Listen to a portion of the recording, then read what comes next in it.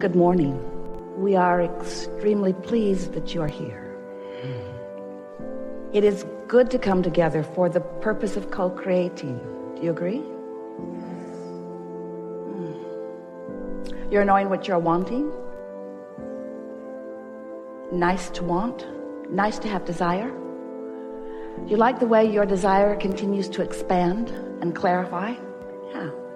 And do you believe that you are, for the most part, up to speed with your desire? Do your beliefs match them? Do you believe what you want?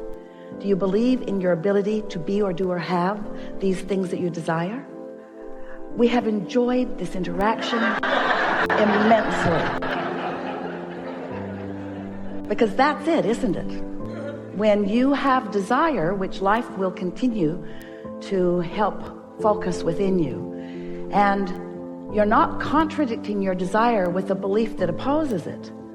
I want this, and I believe that it is in the process of becoming. And I am satisfied with where it is right now at this phase along my path. Now that's the perfect emotional, vibrational stance. When you recognize that there is always going to be something more that you will want, you will never be in a place of completion, ever. So as long as you are happy in your eternal incompletion, then you can live happily ever after. But if you need a condition to change, if you need a situation to be different, if you need that phone to stop ringing before you can be happy, then you're, as Esther says, screwed.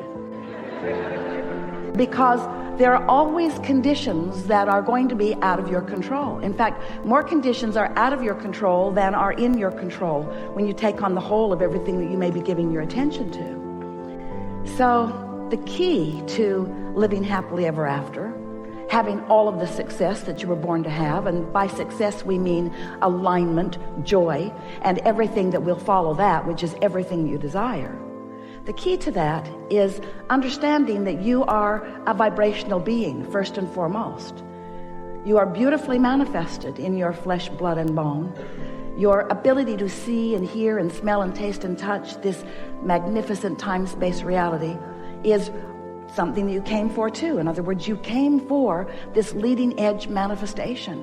And the manifestations of all of the things that surround you, the experiences, the people, the life, all of that is leading edge manifestation that you came specifically for. You didn't come to sit over in a corner and meditate all day. You came to live life fully, to focus fully within it. You came to flow your consciousness into this time-space reality, but you also intended something that most humans are not very good at accomplishing yet. You intended to tune yourself to the frequency of the whole of who you are, so that the whole of who you are is having this moment in time. And that requires a handful of things. First, you got to understand that you are vibrational and that the entire universe is. Next, you have to understand that the way you feel is the key to your understanding what your vibrational output is. What it is in relationship to what you want, and what it is in relationship to who you really are, to the trajectory of who you really are. Who were you when you made the decision to come into this time-space reality, to focus into this body? Who were you as a consciousness? You were consciousness who knew your value, who came with great interest. You knew your worthiness, you knew your capability, you knew the potential of being here. And when you get off track from knowing who you are, from knowing your value, from appreciating where you are and who you are, then you begin to practice vibrational frequencies. They come to you in the form of the thoughts that you think. Eventually they become beliefs, because all a belief is a thought that you keep thinking, is a well-practiced thought. So sometimes, in fact often, you come into your physical body, and instead of being aware of the trajectory from which you have come, the trajectory of the energy that is focused to you and through you, instead you care more about how others who are walking around in their physical bodies are seeing you. You care more about what their response to you is than you care about, and here's the important word, than you care about your own source energy response to who you are. Your source energy response to who you are is steady. You are loved, you are appreciated, you are understood, you are backed up, you are supported, you are known, you are pure positive energy from the perspective of Source, who sees you, hear it, unconditionally. Source knowing your value regardless of where you stand in any moment in time. But for you, often, you don't stand in an unconditional place. You come into a situation and sometimes you respond to the condition of where you are.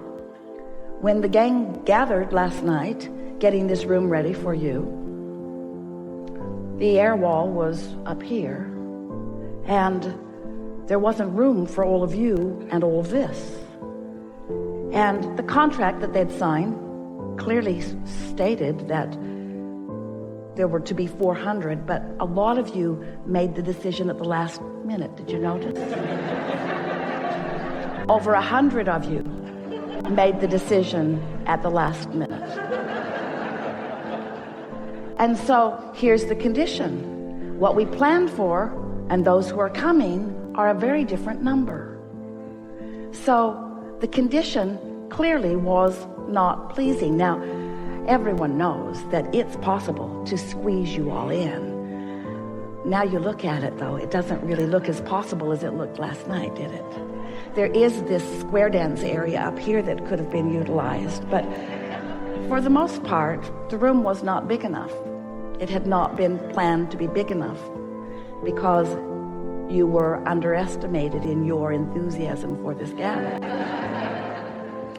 So there was a condition that had to be reconciled, and it had to be reconciled at the last minute. There wasn't time to go sit by the beach and think pleasant thoughts about the dolphins. And Esther is thinking, Abraham's going to talk all day long about unconditional love. I know they are. And here we are in a condition that we do not love. And we cannot take our attention away from the condition because we are up against it. And that's what happens to you sometimes, isn't it? Is that you walk into a situation that is the result of the momentum that has been moving along.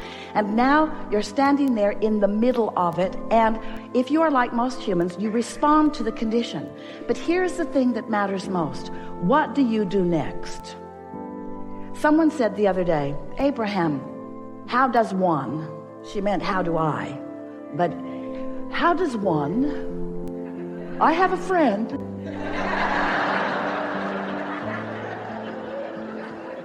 How does one get rid of doubt? And we said, you get rid of it before you get it, which is totally annoying. Because once you've got it, Abraham, you squirrely ghost. How do you get rid of doubt? Well, doubt is the way you feel when you're focused upon something and have been for a while that you believe that is contrary to who you really are and what you really want. All negative emotion means exactly that. Your life has caused you to expand into a new vibrational becoming. How do those words set with you? Do you like knowing that you are constantly becoming something that is more? But the tricky thing about that is, since you are constantly becoming something that is more, you've got to vibrationally figure out how to vibrationally keep up with what you have vibrationally become. Did we mention that you're vibrational? In other words, you cannot expand as life will constantly cause you to do and not keep up with your own expansion and feel good at the same time. So you have to care about the way you feel. That's the way you keep up with your expansion. But caring about the way you feel means doing something about the way you feel regardless of the condition. And that's where the term unconditional love comes in. Humans have been using the phrase for a very long time, and hardly any of you really understand what it means. You think unconditional love means look at some rascal who is really behaving in a bad way and just don't say anything about it. Don't rat him out. Don't talk to somebody else about him. Don't get him fired. Just love him unconditionally as you despise his behavior and most other things about him. And we say, that's may be what you might call tolerance. In other words, you're putting up with it. You're not freaking out about it, but it is not unconditional, because this condition that you are focused upon is an opinion that differs from the opinion that the source within you holds about it, because the source within you is holding an unconditional point of view. Well, before this day is over, you're going to understand completely why we from source are able to hold things from an unconditional viewpoint. We'll give you a statement that you may be ready to receive, and then we'll fill in the gaps as we continue over the next few hours. But the reason that we are able to focus upon any situation unconditionally is because the current conditions, or the what isness of whatever it isness, doesn't mean diddly squatness. In other words, what is doesn't matter, because what is only a temporary reflection of the vibration that you got going on. So we want to explain to you what we mean. You were source energy before you came into this physical body. And a part of you is focused here in this physical body, but a larger part of you is still non-physically focused. You are source energy, and a part of that source energy is focused here and now. So in your human form, you sift through, you know what you don't want, you know what you do want, you continue to sift through the data, and you constantly, whether you know you are doing it or not, are launching rockets of desire. We call them rockets of desire. They're your personal preferences. When someone's rude, you want them to be nicer. When you're rude, you want to be nicer. When you don't have enough money, you want more money. In other words, life just causes you to sift and sort and launch these rockets. So this vibrational becoming is happening constantly, and it is a vibrational becoming. Now, it hasn't manifested yet, therefore it's unconditional. You see what we're getting at? It hasn't manifested into conditions for you to observe. It hasn't manifested into a condition that is unpleasant or into a condition that is pleasant. It's a vibrational rocket of desire that has created.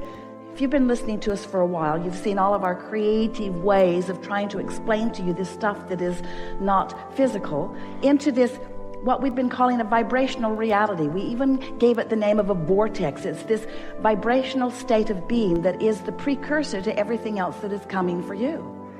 So this vibrational state of being, which is where your inner being stands, it's where we stand, it's who you really are, has not yet manifested.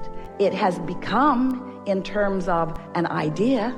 It has become in terms of a hope or a dream. There's enough in your vortex to keep you busy for 20 or 30 lifetimes. In other words, it is the beginning of that which you are. And you know that vortex existed before you were even born into your physical body, because there was a projection of intention from non-physical. There was a vibrational reality that had so much to do about you before you were even born into this physical body. Do you see what we're getting at? This vibrational precursor of that which is you. It was like the vibrational plan. It was like the vibrational probability. It's the vibrational reality. So now you're here in your physical body. You are adding to this vibrational reality.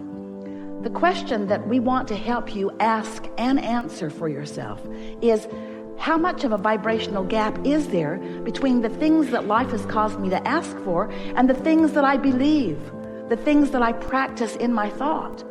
And you can tell, two ways you can tell. One is by the way you feel. If you're joyful, there's no gap. If you're feeling appreciation, there's no gap. If you're angry, quite a big gap. That's one way. You can tell by the emotions that you feel. But the other way is you can tell by how things are manifesting. Because when who you are and what you want and what you think on a regular basis are in the same vibrational frequency, it's manifesting all around you. Others can see it and hear it and smell it and taste it and touch it too. It is a reality. It is a what is. It is a manifestation. You want to call it reality. It is real in the sense that others see it too.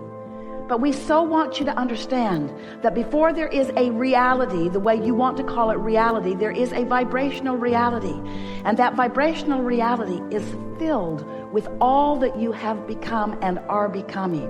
And you have the ability, if you understand what we're talking about here, to close that gap and have what you want. Don't forget to like and subscribe our channel to appreciate our work.